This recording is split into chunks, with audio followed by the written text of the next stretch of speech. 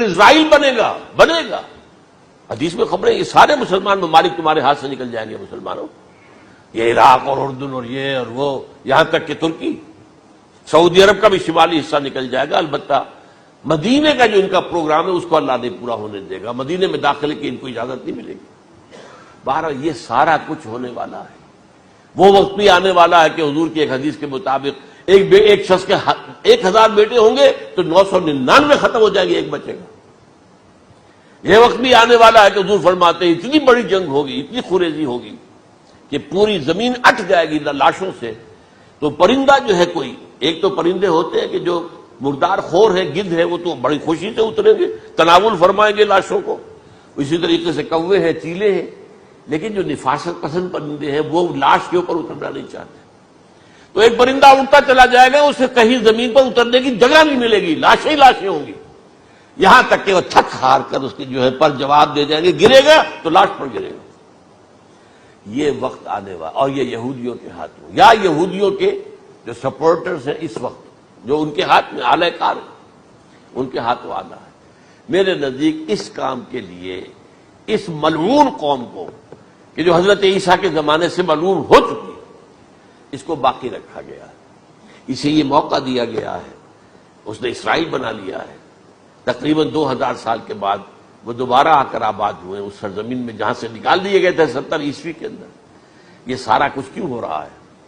ان کا یہ استثناء کیوں کیا گیا؟ یہ بڑی تلخ بات ہے، یہ یاد کر لیجیے.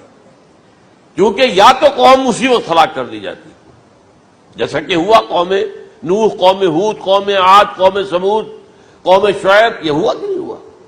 اور سدوم اور عمورہ کی بستیاں جہاں حضرت لوط بھیجے گئے، اور آل فرعون جو ہلاک کیے گئے. یا تو پوری قوم ہلاک کی جاتی، نہیں. یہ یوں سمجھیے کہ اس پورے معاملے کو درمیان میں سے ایک وقفہ دے دیا گیا، حضرت عیسیٰ کو اٹھا لیا گیا، اور حضرت عیسیٰ دوبارہ آئیں گے. یہ کیوں کیا گیا؟ اب اس میں بڑی تلخ بات آپ سے کہہ رہا ہوں، یہ آپ کے لیے قبول کرنا آسان نہیں، حلق سے نیچے اٹھنے کی مشکل سے. اس قوم کو زندہ رکھا گیا ہے جو ملعون اور مغضوب علیہم قوم ہے. سب سورہ فاتحہ میں مفسرین لکھتے ہیں ضالین، یہ نصارہ ہیں، اور مغضوب علیہم یہ یہودی ہیں. اور قرآن کہتا ہے لعن الذین کفروا من اہل الکتاب علی لسان داؤد عیسی ابن مریم، لعنت کی گئی. ایک ملعون اور مغضوب قوم کے ہاتھوں آخری امت محمد، اور اس کا بھی بہترین حصہ، اس پر عذاب ان کے ہاتھوں آئے گا. عربوں پر عذاب یہودیوں کے ہاتھوں، اس لیے ان کو بچایا گیا.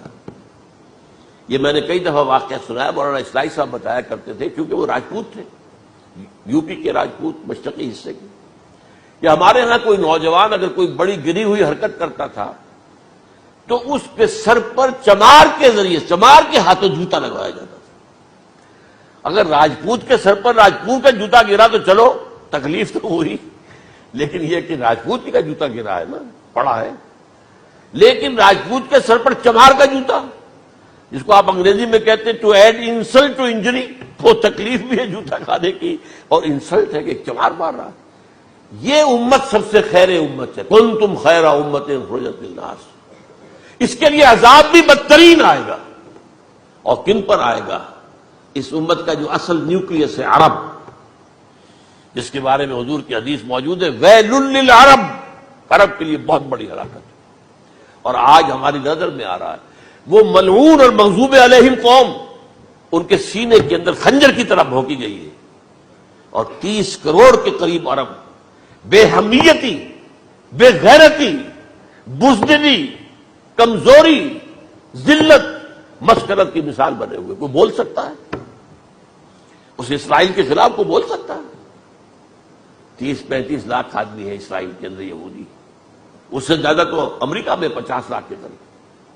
کل 1.25 کروڑ آدمی ہے یہ یہودی پوری دنیا کے اندر. لیکن دیکھیے جو چاہتا کرتا ہے. جب چاہا اس نے عراق کے ایٹمک انسٹالیشن کو تباہ کر دیا، اور سعودی عرب کی فضا میں اس کو فیول کیا ہے انہوں نے. دوبارہ ریفیولنگ جو ہوئی ہے ان کے جہازوں کی، وہ سعودی عرب کی فضا میں ہوئی. اللہ تعالیٰ نے یہ کوڑا ان مسلمانوں کے لیے رکھا ہوا ہے کہ جن کے رتبے ہیں سوا، ان کی سوا مشکل ہے.